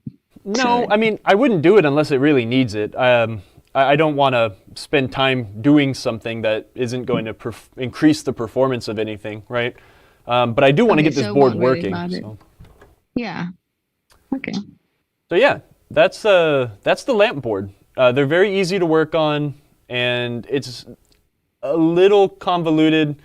I mean, I guess what I would do, and I guess I should have mentioned this earlier, right? If this was a game that was in for service, right? If Emoto was like, oh, my grandparents just gave me strikes and spares. I played this game as a kid. I want you to get it working. Okay. I mean, the first thing I would do before I even opened the game and did anything is you do all the work back here. I make sure that this is happy and not burnt up and putting out voltages that are proper. We make sure the solenoid driver board is doing the exact same thing. We jump over it. We make sure the computer's doing the right thing and booting up. So we're removing these things, and we would be repairing the cracked solder and stuff like that first. We would then put the game back together and then check for operation. You know, again, the reason I do a lot of these things and I do them so procedurally is because I was charging people by the hour. So it's not great business for me to, like, you know, take the boards in and out a billion times, right? We want to try to do this all at once and as quick and efficiently as possible. So I like to, you know, we give them a good baseline, make sure everything's happy, all the solder here is correct, replace any nasty pins if the headers are gross. We check for operation, and then we will remove this one more time to replace any of these guys if deemed necessary, or replace any of the pins in these guys. It does take a little bit more experience to really be able to deem where the connection is, or the problem is, right? Here's one thing. If you have some lights that are out and you're not sure if it's a connection or not, you know what you can do? Wiggle the dang thing. if you know that you know 30,000 point bonus is out and it's somewhere on this connector, have it in lamp test and just gently rock it side to side. If you have cracked solder or a pin that's slightly shoddy, it might make connection. You might see the thing flicker to life, right? Yeah. Troubleshooting's hard to teach. I've had to try to think about how to communicate all this stuff, and I'm not smart enough to coherent or make it make sense. I don't know. I feel like I'm blabbling a lot. You just got to get your hands on this stuff and really do it a lot. What was I going to do next? Oh, let's talk about solenoids. What time is it? Solenoids. I know. It's 4:35. Okay. We could have just labeled this episode Lazy Lamps and Bally Lamp Boards and SCR. We've got some more. We've got some good stuff to show. Let me show this. A lot of people replace solenoids because they think that's their problem. I'll tell you right now that solenoids really don't go bad. And when they do go bad, it's very obvious that they're bad. There are, like except Arcade Dungeons, if anyone watches his repair stream, he had a coil that was black. Yes, And they tell you when was they're like- bad most he of the was time. like peeling it off, saying it was like peeling off, like when you burn, like sunburn. Ew, The satisfaction of like that's disgusting. peeling off your sunburn. He was peeling off the coil, but you could see like fresh coil underneath it too, of the wiring. But it was crazy. But that's a rare case, right? No, it's not rare, but it's coils usually don't just fail, right? Here is a pin coil. It is our line of coils. They're amazing. Very high quality things made in the USA. Can you hold it up close to the camera? A coil is a solenoid, right, is a very simple thing. It's an electromagnet. You have wire connected to two terminals and then wrapped a bazillion times around a plastic spool, which makes a piece of metal that is ferrous able to move, right? These are very simple. They don't go bad, but there are caveats to that. Things that do go bad on coils very often, these wires, the actual wires that are wrapped up inside the plastic bit is called the bobbin.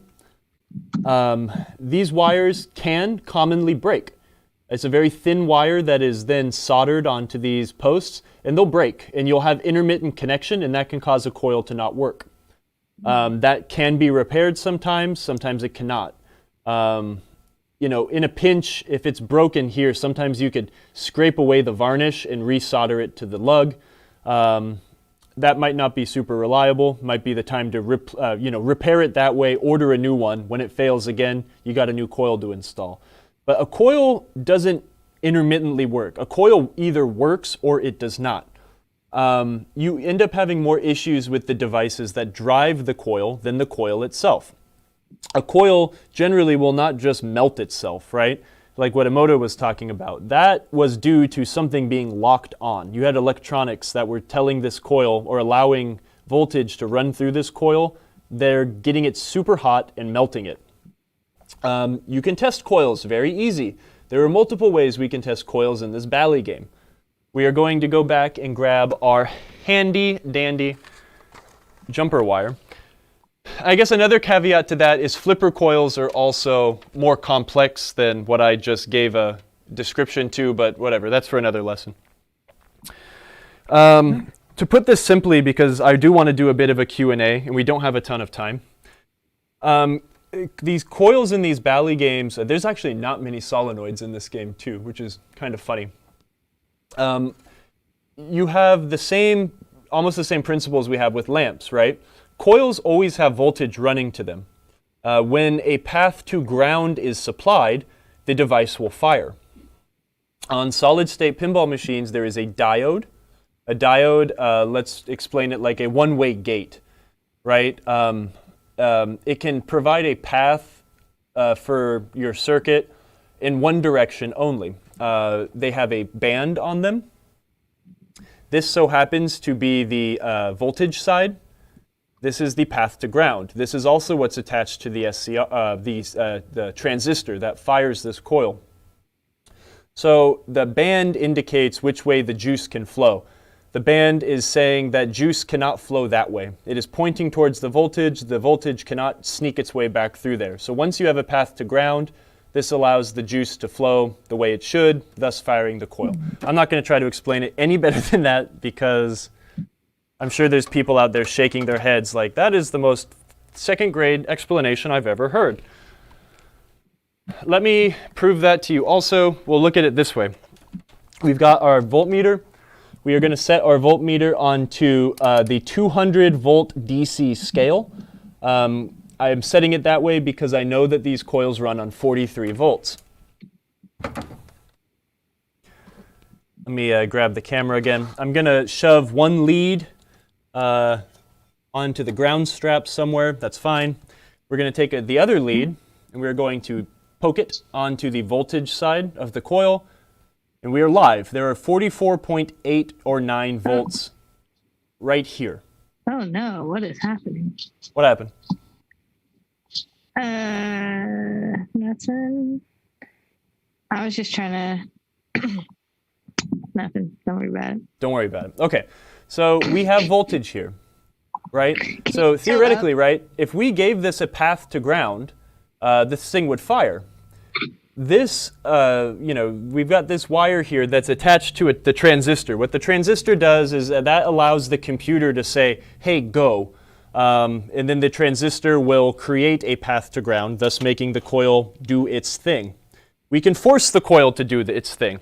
If you're thinking you might have a bad coil, I shoot my ball into the saucer, and the saucer don't kick it out. Okay, well, I must have a bad coil, so sell me a AQ27-1300. Well, you might not have a bad coil. Let's prove it, right?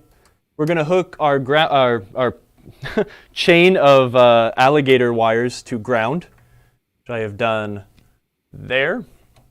And we are just going to gently touch this to the path to ground, right? Yellow is voltage. This is the path to ground. It goes. The coil's good. Whatever problem you might be having with this saucer is not the solenoid. You do not look at the solenoid anymore. If it does this, if it goes when you attach ground to it, it's good. A lot of people get held up in that because they think that this is what actuates it, so it must be bad since it's not working. Well, no. It could be the switch. Maybe the switch is dirty. If the switch can't tell the computer that, hey, the ball's in here, do something, then it's not going to do anything. You could have a bad transistor. You could have a bad cracked solder connection, which would then not allow the path to ground to get back to the coil. Let's test that. There's actually a way to do it. Amazing, right? Oh, yeah, it's amazing.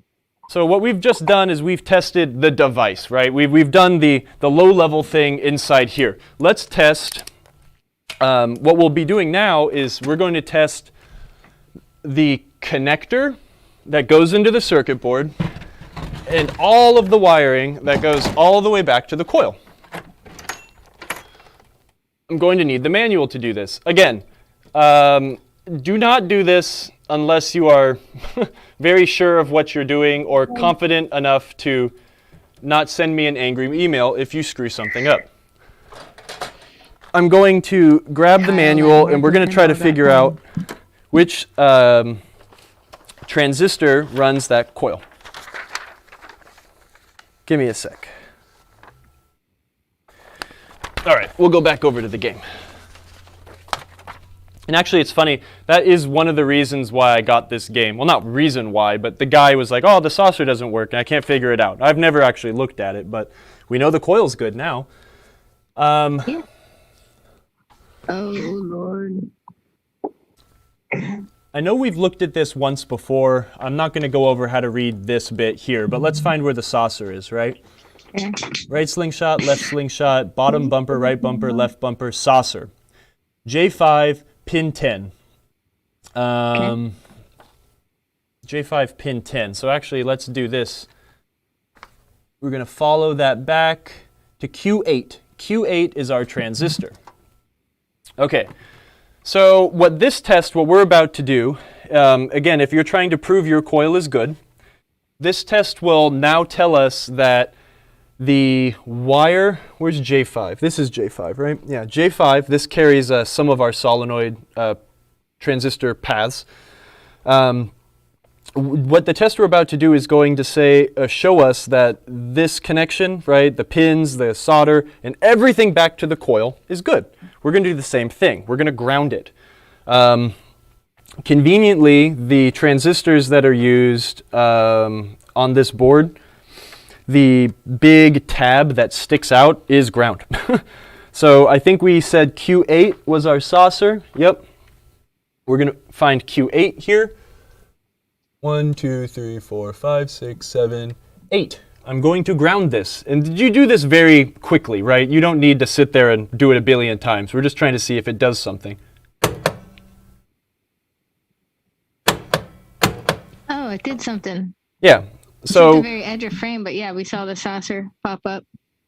So what we just proved was that everything, up to the transistor is good. Now, if this was actually a problem, there could be it could be a potential bad transistor if it didn't blow up all the way like they tend to do.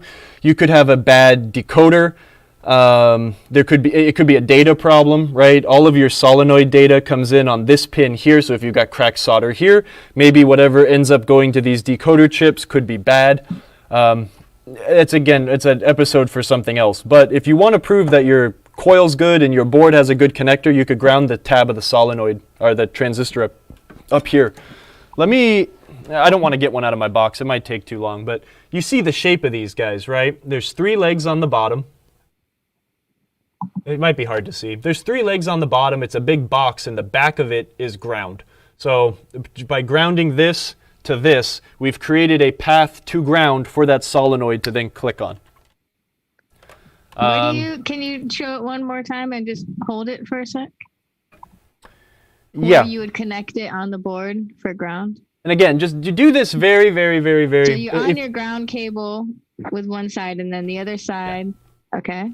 I've got it connected to the ground strap here. If you're Bally game, you need to have your ground strap. This connects the grounding of the head to the earth ground of the game. We're going to find Q8. This is Q8. And just tap this. Tilt up. Tilt up. Can you tilt up? Yeah. Is it better now? Okay. Yeah, let me focus it. Okay. So you're just hitting the metal part. Okay. That's all you got to do. And then you could test them all, really. I fixed the knocker, yay. Anywho. Oh, you sang a song. That was awesome. Well, Kyle, it's 4:50 almost. Wow. Do you want to get some short Q&A with the folks in the chat? If people aren't sick of listening to me talk, yeah. No, they love it. Thanks, everyone. And thanks, Kyle. That was a great lesson. If you have any questions for Kyle that's related to this lesson or anything else for that matter that is pinball, go ahead and drop it in the chat right now. We're going to start with Indie Pins to ask a question a little bit earlier. And we did this last week too, Kyle, but Indie Pins had to jet. So Indie Pins needs to replace a leaf switch contact. How standard are these? The dimensions seem almost random. Yep, they're not standard. They're very, very unstandard. I'm going to try to frame this shot with the good camera. Thank you, Pinball Madness. So it's not just looking at my chin. It's tough, man. I think you were talking about that a couple weeks ago, and you were talking about it like being a relay contact or something like that. You know, with a leaf switch, you've got different lengths of the actual leaf, and not only the different lengths of the actual leaf, but also the different position of where the actual contact is on the leaf. So it's tough. The best bet is if you're really trying to do relay stuff, go buy like a junk relay on eBay or a swap meet or from a friend or something like that, and then you'll have a couple extra switches that might be something similar. But I think I'll have to try to remember to do this tomorrow, but we might sell, I think we sell a switch leaf that is more of a standard size, you know, like the ones that stick up like 10-pointers or are roll under switches. I think we sell one that has multiple holes. So you can try to match, if that makes sense. It's the leaf, and then there's a hole, a hole, a hole, a hole, and you can peen a contact in to create the correct length, but it's not easy. So if you're, yeah, I don't know. That's hard to. Saying a relay contact, lots of dimensions. Yeah, relays are crazy. There's all sorts of, there's short ones, long ones, medium ones. Some of them are fat at the bottom. Some of them, it's annoying. And Indie asks, what do you use for the contact? You can buy them. There's all sorts of different sizes of contacts that you can repeen into a switch. So try to match. You know, there's different diameters, different thicknesses, different compositions of the actual material, right? Like a lot of non-voltage carrying switches, and a non-voltage carrying, I should say low voltage, because every single one of these switches has a little bit of voltage going through them. Or like a gold-plated small contact, and that's why end-of-stroke switches are big, fat, tungsten, super heavy-duty. I'm trying to get an example. Hold up. How would we search for that product, Kyle? Do you have a inkling of the Nope. part number? I don't know. It's hard. As we have so many things on our website that sometimes searching for like little things like that can actually be really difficult. I'm trying to. That's not good. I'm digging through my section of switches in my toolbox, and I'm trying to find a good example of a switch that. Yeah, here we go. I kicked my microphone off my butt too. Hold on. Okay. So like, look at this. This is a standard. Like, this is a. I like to call it a handheld cam. Oh then yeah. I can really Yeah. focus in on it. I like to call this like a mechanical end of stroke switch, right? Or like a mechanical flipper. The flipper itself in its movement breaks the connection, switching it from that high voltage to low voltage side. So you see the big, huge contact on this thing? Mm-hmm. Right? So this is an end of stroke switch. It has a big, beefy contact. This is like just a normal contact. You see how teeny it is? If you put this in a high voltage application, like a flipper end of stroke switch, it would just get super dirty and it would melt away. It would very quickly wear out. Where this guy's like coated in tungsten and it's got very good wearing properties. So there are different kinds of contacts, right? Some of them are very pronounced in 90 degree like that. Some of them are they're little domes. It's tough. You got to get custom with some of that stuff. I think IndiePins was working on like a Gottlieb 4 square, if I remember right. So go buy old parts. That's why I have parts machines, or I have had parts machines. Few more questions. Oh, hey, switch to that other. Pinball Madness asked, I need to do some repinning of some of my old Ballys. Are they hard to remove from the housing? Yeah, kinda. They're also kind of difficult to repin, reattach, crimp the pins to the wires, just because the little .100 pins they're teeny. They're just a little bit more difficult to work with. I'm sure someone's about to chime in and say, well, not if you had a ratcheting crimpy thing. Yeah, whatever.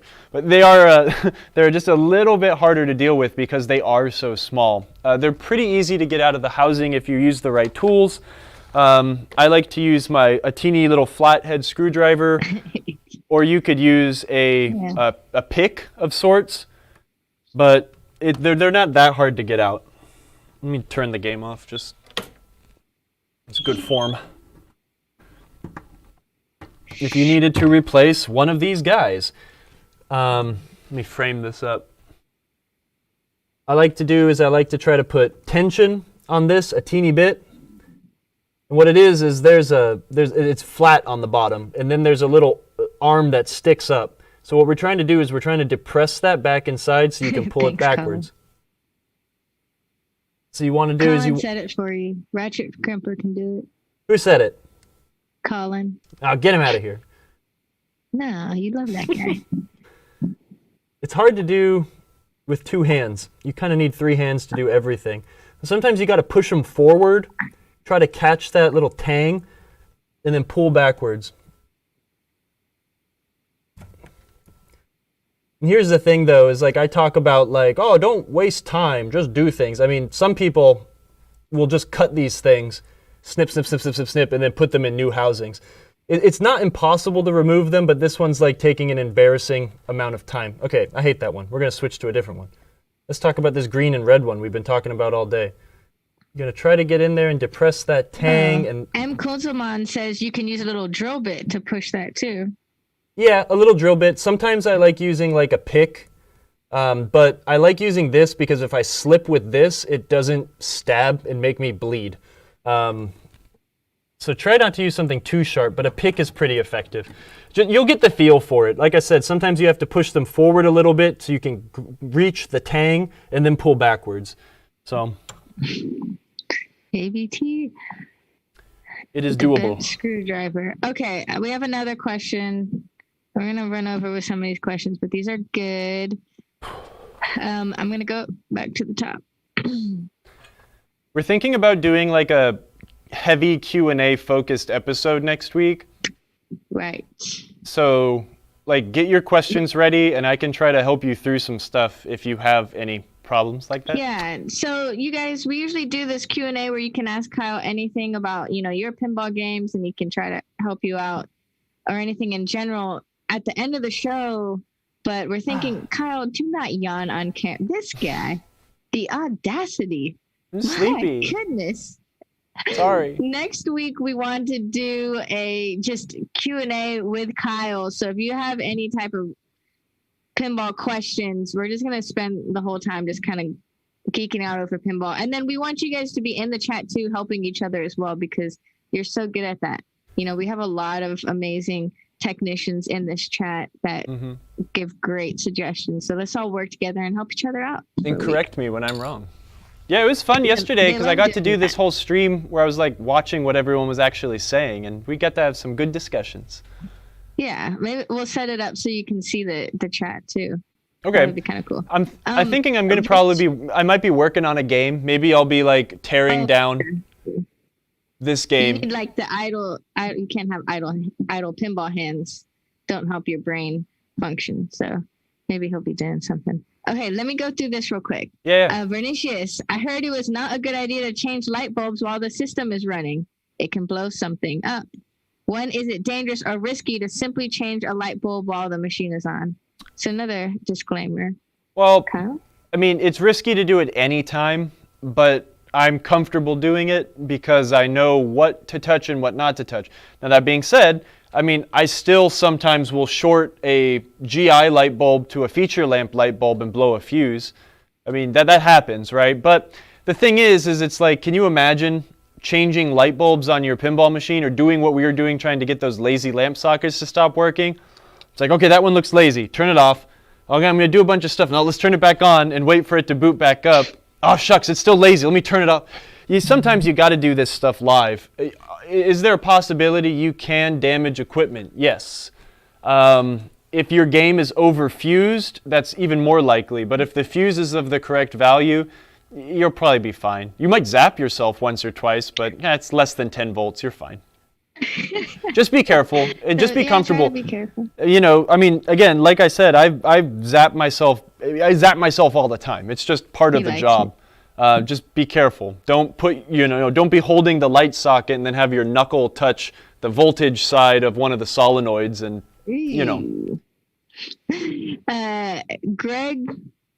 Gregalitis asks, can I mix the number 44 lamp and the LED lamps in the strikes and spares?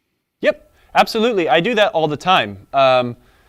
I usually, in my old Bally games, I'll keep all of the feature lamps or the controlled lamps as incandescent lamps, and I will use all LEDs for the general illumination. In the Bally games, you need to get special anti-flicker boards. If you're using the original lamp driver board, if you're using the Altec replacement lamp driver board, there is something you can do to so the LEDs won't flicker very bad. But yeah, no, you can use any bulbs in these games. They're not picky unless they're the feature lamps. Now, that being said, it is funny sometimes like what will work and what won't work, and I think it depends on what's driving it. In my Xenon, for example, I've got those blue LEDs as the chase lights in the back, and I don't have any anti-flicker anything in that game, and they're fine. I have some LEDs on the playfield that are also controlled lamps, and they don't flicker, but sometimes they will. So, yeah. Yeah. Rinku says, wouldn't it just be easier to install a fuse box instead of individual fuse components? I don't understand the question. I don't know. Fuse box? I mean, there aren't tons of things that are fused on this game. I mean, every single solenoid under the playfield shares one fuse. All the displays share one fuse, and then another high voltage fuse. I mean, things are fused well in this game, but you shouldn't be blowing them unless you mishap. So Nolan asked, it's a very important question. Kyle, I built my own rotisserie out of a 2x4 and some bike bench clamps. How cool am I on a scale of 1 to 10? I'd say a solid 7.5. Oh. Actually, nice. since it's super DIY like that, I think that's more like an 8.5. That's pretty cool, man. I like that. There you go, Nolan. I've always wanted to build a rotisserie, but like I only think about it when I need one, like if I'm doing a playfield swap, and then I'm just like, oh, I don't want to waste the time. I just do the swap. Daniel also built his rotisserie by himself. How cool is he on a scale of 1 to 10? Well, we already know Daniel's super cool. He's our #1 Croatian fan. I feel very lucky. All right, if you guys hear like a weird parakeet sounding like it's dying, that's just my dog in the background. Mookie. Wanting to go potty. He's like, it's 5. It's time to go out. Okay, so let's see. I'm excited to do a Q&A. I like answering questions. It makes me feel important. Do Q&A. I think Q&A next week. Everyone wants to chat and has great questions, and it'll just be a good time. Colin asked, when will the bow and arrow episode be? Unfortunately, that's like way down the list. That game is really, really, really rough. I will post a picture of it on my Instagram, or maybe I'll email it to you or something. It's nice. It'll clean up real well, sorry. But I've just got other projects in front of it. I want to finish Jungle Lord because that's closer. This game is like just almost done. I just want to get it finished. I might rent it out to a friend and let them enjoy pinball while we ride out winter. But bow and arrow will happen soon. PinTech. Awesome. Yeah, and if you don't want to be like these cool kids and DIY your own pinball rotisserie, you can buy our Pintisserie, which Midge linked in the comments. Oh yeah, we have one too. One and that one's nice. It's on our own. It's sturdy. Yeah, it's solid. Oh no, it's out of stock. Just hit that email me when available button. Brings it up high on the queue. We'll get some in no time. Right, Kyle? Yeah, that's my job. When I'm not in here doing what I'm doing today. When he's not working on hard body. That was not my hard body. That needs work on it. I'm just kidding. It's just a sound thing. Send me the soundboard. I have a working hard body. I can test it now. Yeah, that's true. I will do that next week. Okay. And anything else you need me to send you. The other clamp. Pinball, playfield, bracket. Oh yeah, you could send that to me and I could get that made. That's a good idea. I don't know how I'll hold up my playfield in the meantime, but rough. All right, well guys, it's the end of our stream today. Next week, we are going to be doing a long Q&A with Kyle. So bring your pinball questions. We can play a game called Who Can Stump Kyle? Everyone can stump me. It's not that hard. Let's make sure we have David Valansky in the chat. He's always great help, especially with the EMs.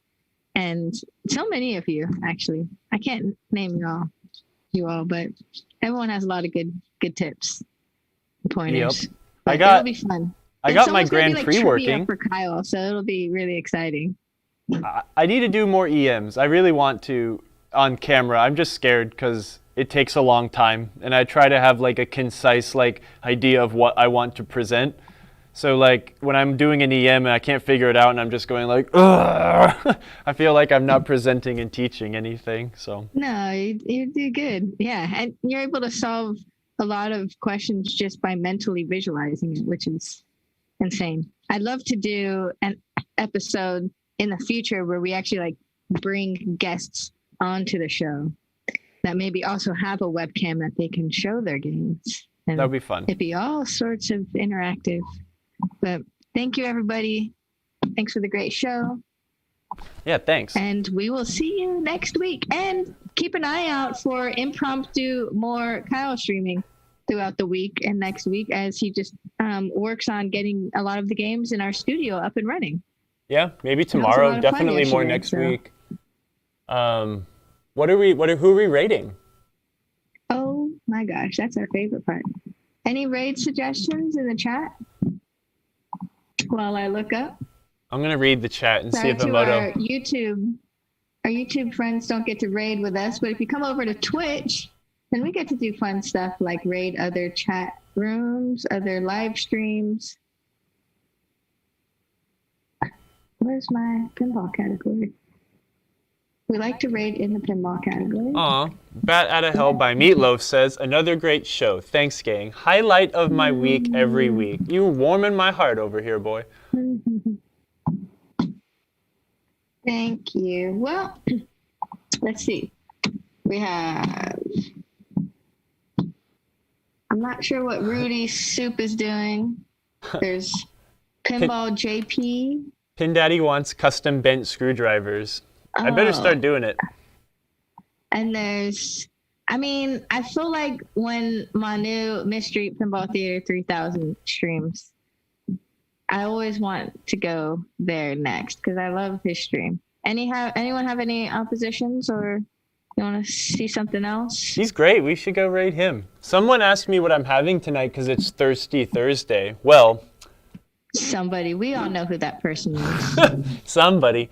One of my coworkers and I are actually going to be delivering some pinball games to a brewery. So, well, not a brewery, but a beer bar. And we'll maybe have a beer once we set the games up and go into the corner and take our masks off, and we'll see.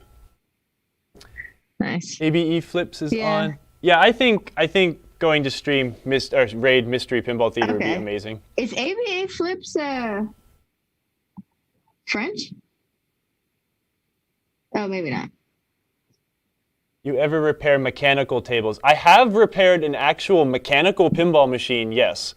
But electromechanical games, the more commonplace ones, yes, I do. I just don't do it much on this show.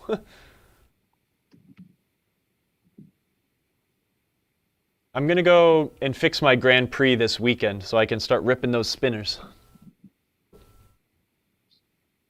All right. The votes have been casted.